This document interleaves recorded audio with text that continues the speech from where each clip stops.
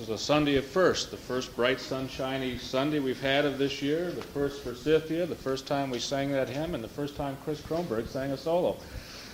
And we're delighted, and the first time I've ever preached on this particular theme, so it'll be fun to see what happens to it, because I'm not sure. Part of the course I'm teaching in the mini-school is the backgrounds on Jesus, and one of the things that we did last week is began to discuss the Greco-Roman world, for it's important to recognize that Christianity, while it was moored in Palestine, also reached out very quickly to the Greeks and to the Romans, who were very much in evidence in Palestine at that particular point. And as I said in the sermon last week, all sermons ought to contain some information, ought to somehow or another interpret it and integrate it into our lives and inspire us to go out and do a little something better than we did this week. As I was studying and looking forward to this particular theme, I thought it would be fascinating for us to take one of the speeches of Paul and read it as our scripture for today, and then to talk about the people Paul was talking about, who were the Greek philosophers in Athens, who continue to this day in the worst form.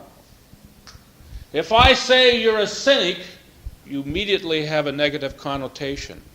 If I say he's a skeptic, you immediately have a negative connotation. If I say he's a stoic, you have immediately an idea of one who just doesn't let anything bother them and shows nothing. If I say you're an Epicurean, I don't know what you come up with.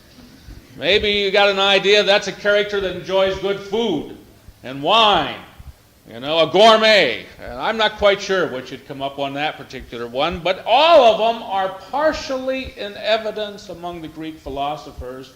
All of them are in existence today. All of them are groups against which the early Christians struggled, and all of them had better ideals and goals. I would only say that as we look at the Greek philosophers, we ought to look at them in the same way we do Christianity. Which one of us would be Christian if we had to judge it on its practical application by most who proclaim it? Some of you are smiling because it took you a long time to get to a church just for that very reason. Most of us say, I am a Christian, don't judge me on my proclamation, hold out the ideal.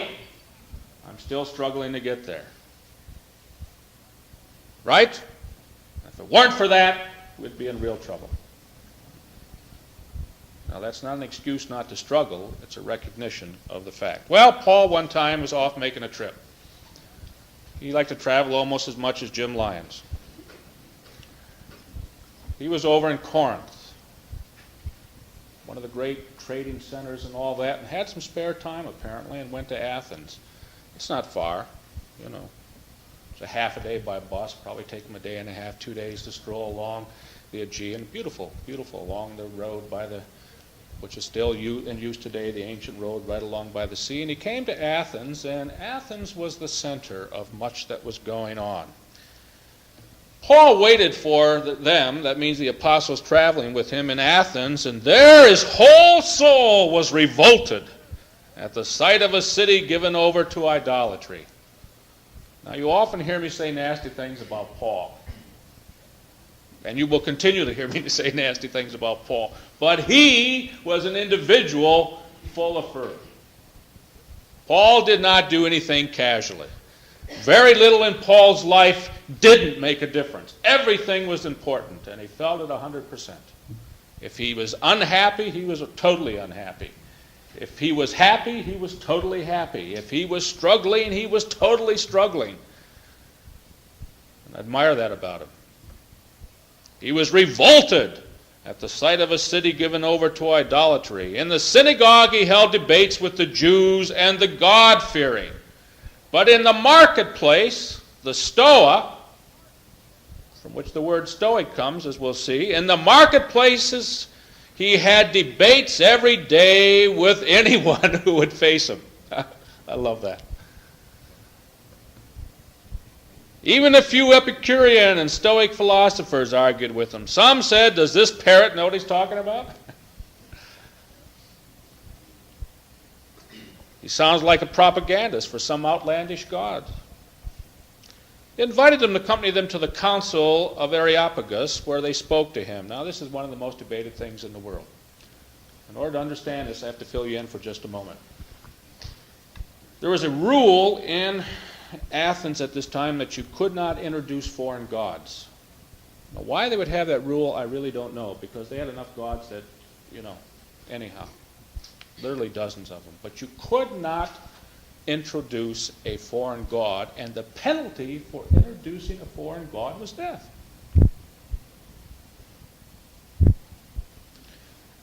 Now, Paul is clever, as you'll see in just a moment. Did they take him to the Areopagus, which was the official council of Athens, to speak before the council, or to Mars Hill?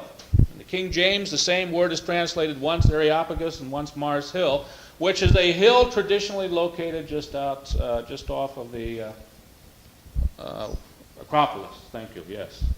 Right there in the front. I can see it, but I can't remember. The Acropolis, okay? Was it an official hearing, or was it not? Was he just debating for the fun of it? We don't know. In one case, I lean towards an official hearing, as you'll see in just a moment. In others, Paul seems to love just to get into it for the sheer fun of it. They invited him to accompany them. Now, they didn't force him. That's what makes people think it was just a fun thing.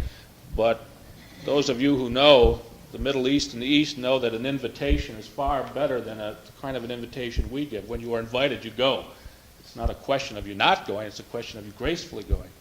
They invited him to accompany them to the council of the Areopagus, where they said to him, "How much of this new teaching you were speaking about are we allowed to know? Some of the things you said seem startling to us, and we would like to find out what they mean.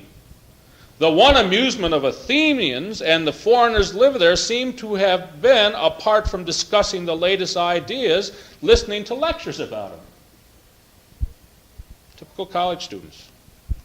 So Paul stood before the whole council of the Areopagus and made this speech. "Men of Athens, I have seen for myself how extremely scrupulous you are in all religious matters, because I noticed as I strolled around admiring your sacred monuments that you had an altar inscribed to an unknown God.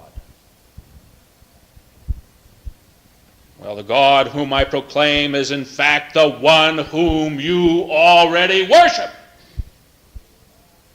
without knowing it.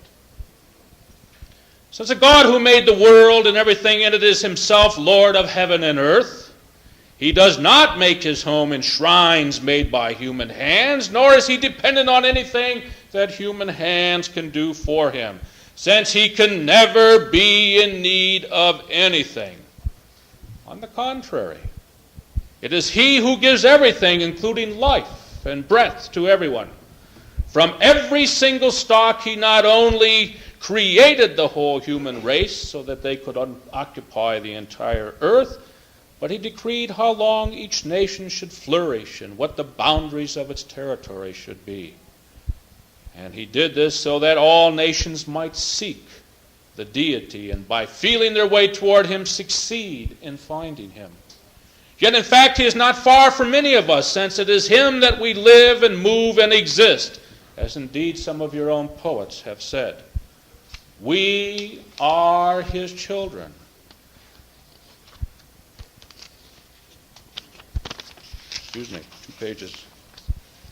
Since we are the children of God, we have no excuse for thinking that the deity looks like anything in gold, silver, or stone that has been carved and designed by a man.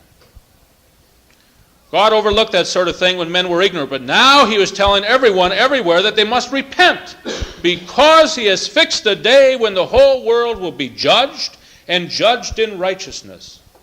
And he has appointed a man to be the judge, and God has publicly proved this by raising this man from the dead. This mention of rising from the dead, some of them burst out laughing. Others said, "We would like to hear you talk about this again." After that, Paul left him, but there were some who attached themselves to him and became believers. Now that is a brilliant speech. Doesn't sound like it, but it's a brilliant speech. Supposing you were to come into a town and you wanted to proclaim God as you understood and suddenly found out there was a death penalty on it. How would you proclaim God without suffering the death penalty? Trust in luck? Blindly say, oh God, I'll just go out and do what I have to do and leave it all up to you? Or would you look around and find a good excuse? Now, Paul did it brilliantly. He said, here's a statue to an unknown God. They cannot in any manner, shape, or form blame me for proclaiming. I'm just telling them about what they already know. Opening paragraph of the speech. Go ahead, hold me accountable, but you yourselves admit you don't know the God I'm talking about. That must have shocked them. He was clever, he was wise, he knew their ways, and he knew how to manipulate and get them to listen. And he goes on to tell them that that is the only real God because it's unknown, it has no real shape or form like all of your other gods. And all of the paganism and the idolatry and everything that was going on in Athens at that particular time is held up to ridicule, much as it had to be by any good Jew or Christian. For how can you have a statue of God, the great unknown? How can you take that which is infinite and make it finite? How can we talk about God and then create him and hold him in our hands and say, this is our God? How can we even honor with jewels and gold and all that when God owns everything already? And Paul points that out to him in a brilliant speech. And then he talked about the resurrection, and they laughed. Who laughed? Not all of them, just some of them. Why? Which one of the groups there did not believe in any resurrection? He was laying it to the line of one particular philosophical system and was holding out to them understanding of where he was. And apparently Paul was persuasive, for some laughed, some asked to hear again, and some believed and followed.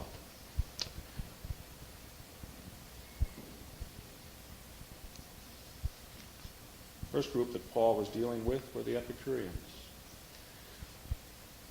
Follower of a man called Epicurus. I think we ought to have a little something about him. Born in 341 BC on the Isle of Samos, and then following a battle and being driven out from there, settled in Athens around 301 or 2. He died in 270 BC in Athens. He founded a school, and it came after his name. It was primarily devoted to a doctrine of deliverance from fear of gods and men, pain and death, and the way to happiness or pleasure. The word used is hedone, hedonism. Forget what you know about hedonism. Come back to that. Remember I said that always the ideal starts here, and then the disciples somehow come in here and take it what's the worst of it and hold it out to be true. The hedonism was the sweetness of pleasure. But listen to this. Which one of you sitting right here now would not like to follow a doctrine which frees you from fear of God and fear of life and fear of death and fear of pain and fear of existence so that you could walk with confidence? Isn't there one of us that could say that I've got that and I don't need to worry about those things? Of course not. It is a valid approach trying to relieve man from burden and seeking to put a feeling of happiness and hope into his existence. It was primarily a system of ethics. There was a large garden bought for him by some of his disciples, which he used as a teaching place. Shades of the parsonage. We all sit around in various groups, some on the floor, some in chairs. We study Hebrew and philosophy and all kinds of nonsense. That's what they were doing. Except these people lived there. They were hedonists, but not in the contemporary sense. They held to high moral values. Sexual misconduct was forbidden. Overeating, overdrinking was forbidden. Not the hedonism of today that says there is nothing outside of me. I'll get all I can. I will rip off all I can. I will enjoy in any way that I can, no matter who else I destroy by it. I will eat. I will drink. I will use drugs. I will do everything that's evil because that's pleasure. Nonsense. The ancient hedonists would have been aghast.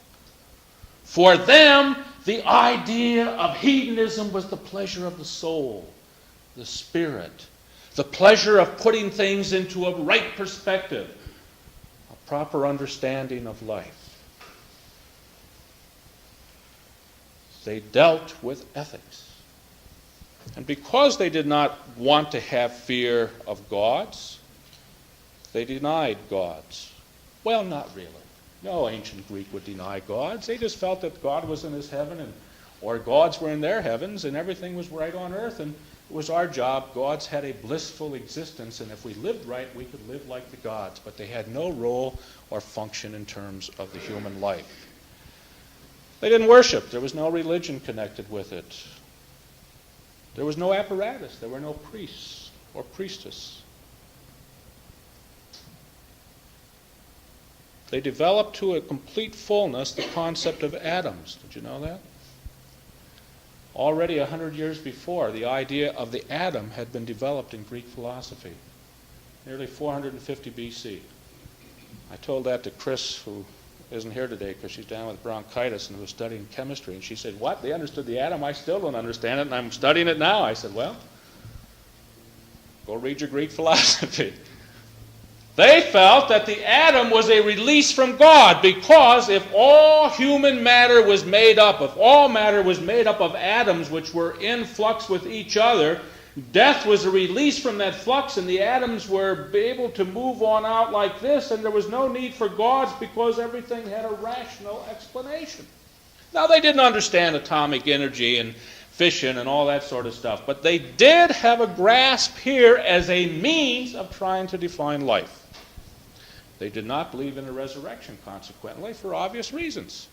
It was Paul who said, when he talked about a resurrection, he was speaking directly in the eyes of the Athenians, the Epicureans among them, who laughed because it would go against anything and everything they had ever believed. The ideal of life, I'm quoting from one source, the true happiness was found in atarxia, a tranquility incapable of being shaken by terror, pain, destitution, the ruin of state and home, or any disaster. They developed the idea of apathy. How we've misused that. Apathy was not just not caring. It was an approach that enabled you to put things into a perspective. They said that if a man were being tortured to death, he could look upon the time of his torture and break, but memory called forth pleasant times. And in all times of pain, one ought not to look at the time of pain, but look back at the good things, the happy things. Now, that's an exciting concept. When the battles get going tough between a man and a wife, between a father and a son, between people who are friends, between all kinds of things like that, they focus always. See, this is the modern age. Focus always on the problems. Well, how can you solve problems when you're fighting? That's what you're focusing on. You can't solve them. The only way you can solve the problems is to put them into a longer perspective by looking at the good things. And when you look at the good things, the problems then become possibly solved. I mean, when a guy's boxing with you and hitting you in the face, you don't want to say, "Hey, let's talk about this," You haven't got the time. And they understood it in a way that I think we need to rethink. Now, I'm not saying we ought to all go out and be Epicureans. I think there's some problems, as we'll see in just a moment. But they understood that the past provided the vast majority of happiness. And we've talked about this a lot of times from the pulpit, how each one of us remembers the one bad thing and never the 1,000 good. Why?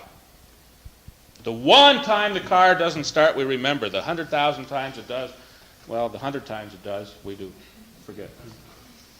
No, isn't that right? The one time we get stuck in the snow, we don't remember. All the times we make it through, we think that's our right. Why? Why can't we put it into a balance and see all these things are going? You know what the greatest thing for the Epicureans was? All this was possible through one thing. Philia, friendship. They were friends. Friends sitting down and talking and talking and talking and exploring and sharing Not the cocktail conversation, which is cute and swift and is a way to avoid sharing. I am terrible at that, I must admit. The only way I can survive a cocktail party type atmosphere is to listen. I shut up. I don't say a word. I just smile, yes, ask occasional questions. People like me there for that reason, because that means they can talk. No, that's not what we're talking about. Oh, yes, isn't that nice? No. What happens is they said, let's get down. It was the closest thing to Christian understanding of love that's been found in the Greek world. All of the students of Greek philosophy said they get down to the point where they begin to love one another, to share with one another, to open up with one another. Oh, that's hard. That is the most difficult thing in the world. You see, in the prayer today, we talked about it. I anticipated the sermon. All of us want to be independent. We don't need anybody, and it's the most difficult thing in the world to admit we do and to open up to somebody. It's painful. The hinges hurt. Oh, because we're so unused to it. But we've got to. And they understood the sharing in that particular light. Well, those were the Epicureans. They failed in some ways. They weren't interested in politics. They weren't interested in social problems. They were interested in individual lives. And the tragedy of all totally individualistic movements is that they withdraw from society, and society is the worst from it. But as we look at them, we can see that there was an effort to understand a dimension of ethics and philosophy that we need. Well, let's move on. There were the Stoics, the Cynics. Now, when you think of a cynic, what do you think of? He's cynical. We do not understand the difference between skeptical and cynical. They would have put the two words together. For us, a skeptic and a cynic is almost the same. I am a skeptic. I am proudly standing in the skeptical school of Greek philosophy with one of my toes. I say one of my toes because most of my feet are in other areas. But there is a proud standing in the skeptical school. The skeptical school of Greek philosophy argued thusly: God, I'm putting it into my terms, God is infinite and truth. I am finite and therefore cannot know totally the infinite truth. Consequently, the only way I can check myself and my understanding is to continually ask the right kinds of questions. It is not that I deny validity to. It is not that I try to tear apart. It's that every time something popular comes along, there needs to be, in a good skeptic's mind, somebody that asks questions to keep us from going off the deep end. Is there anything wrong with that? Well, there are in a lot of churches. You don't want to have people asking questions. You don't want people saying, hey, what are you doing this for? We don't want to have anything like that. But basically, society and individuals, and I as an individual in particular, need to continually ask the right kinds of questions. For as I ask the right questions and ascertain what they are, I grow more in terms of understanding the important things. Now, the cynics were somewhat like that. Now, cynical means sort of a degradation. Cynical has almost come to mean a form of hedonism. Nobody does anything except for their own personal pleasure. The only reason you're here is for your own personal pleasure. You don't have any commitment, you don't have any feeling for God, you don't have anything else. You're only here for your own personal pleasure. Now, if that's the case, I can just say you've got a low, low, low expectation of pleasure. Am I right? Come here week after week, I hit you on the head, bang you in the hearts, kick you in the shins, and elsewhere, tell you to get out and do better? What kind of nonsense is that? No, there's a commitment in the best of the skeptical way, the cynical way, for a greater truth. That's why you're here. To get a little injection, to find a little more about yourself and God, and to understand by sharing with one another it's a better existence. That's what brings you here week after week after week.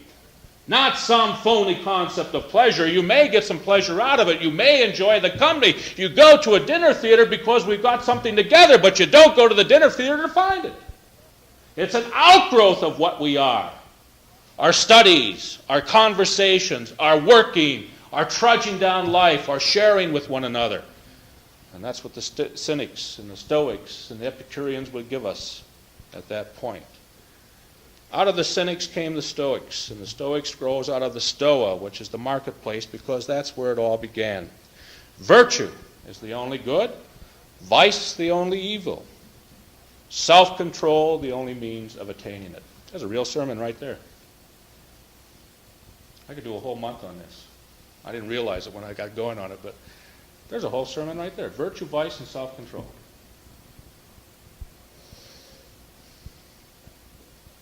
Which cynic today exercises any self-control?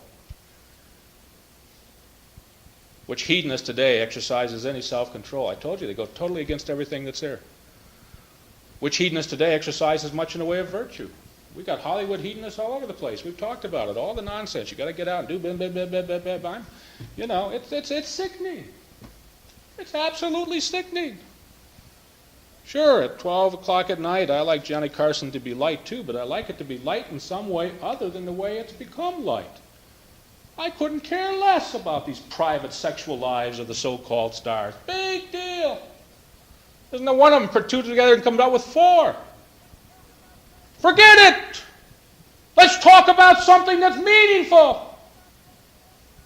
No. Hedonism has come, but the self-control is out. Anything that feels good, do. Feel like insulting somebody, insult them, because it's good for you to get it out. We have whole schools of psychology and philosophy now. Tell them what you really think. Where's the self-control? There are times I tell you what I think about you, and there are times when I don't, because sometimes what I think about you isn't right. You, it's me. Huh. Why should I hurt you to get my soul cleansed? Where is the self-control?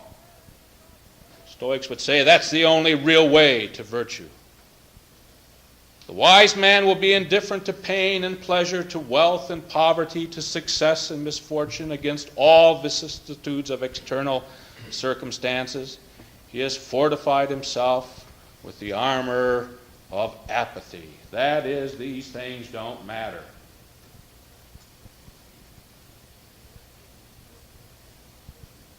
Virtue consists in living in conformity with yourself and with nature, but also with other people. Well, we could talk more about them, but they were very much like Paul. Surprised you got notes today. I want to make sure these things are accurate. You see, this is not my home turf. When it's my home turf, I forget the notes, but these I really checked 5 times, right to make sure they were here, right by my heart, so I knew it. You know what? The ideal cynic was seen as a messenger of God. You know what the Greek word is there? I'll bet you do. Angel. Angelos, right? She cringes every time she speaks Greek, and I speak sort of half old, and none of the new, and she just goes, every time I say it. But angel. An angel you should be, according to the Greeks. A messenger of God, huh? They were sent to be God's herald, proclaiming. The good news is actually used, gospel, evangelizing, to convert others and to oversee them. Here's one for you, Barb. They were to be Episcopalians in the best sense of the word. Episcopine, to oversee the episcopate, you see, to oversee others, bishops, helping each other. They used athletic imagery, much as Paul did. They used his style. Paul, has this business of diatribe. I haven't done that in a long time. I used to preach that way. That's where you list all the supposed evils of one side and all the virtues on the other side. That's a fun way to preach. That's when you really get the spirit going. And you are an evil, no good, misunderstanding sinner who doesn't dig deep into your soul and find the true love of God because you were rotten to the core. You have denied. That's the diatribe on the other side. But if you will only follow God and understand, then you start that. That's Paul's style very often in Romans and Corinthians and all of that. And the Greeks did that too. Fate is the good and acceptable and perfect will of God. Shades of Paul. Now, why do we go through all this? Aside from the fun it's fun to do. Why do we go through it? Because we understand that in today's world there is a great deal of truth from many sources. And we have had a tendency to take great truth which God has provided to us and losing it. I don't want any of us to go back to Greek philosophy. I think it's been a very, very difficult thing to break away from in this congregation and to begin to think in the biblical dimension, to begin to think in the Hebraic mind, to begin to break out of much of what we've been going through. And yet there is to be found in the search of the Greeks, as in each one of us, a source of comfort, the seeking for understanding, the seeking for goodwill, the seeking for help, the seeking for guidance, the seeking for virtue, the seeking for things that are good. That's diatribe on the positive side, for we are seeking God in our lives. And to understand the need for self-control, to understand the need for sharing, to understand the need for working together, to understand the need for forgiving, to be a messenger, to look out for each other, and to understand the need to be spiritually fit as well as physically fit is one of the greatest demands of God in our life. Paul was brilliant at that particular speech, for he talked to the people of his time and appreciated fully the positive aspects, but also saw that the Christian gospel had a different impact. For the one thing the Greeks could not fully comprehend, that is the beauty of the Christian gospel, is that whatever we've been, wherever we've been, whatever we've done, the inbreaking power of God at any point that we permit it can make us a new creation. Old things pass away, and we have the power to ever be reborn and renewed by Him. Amen.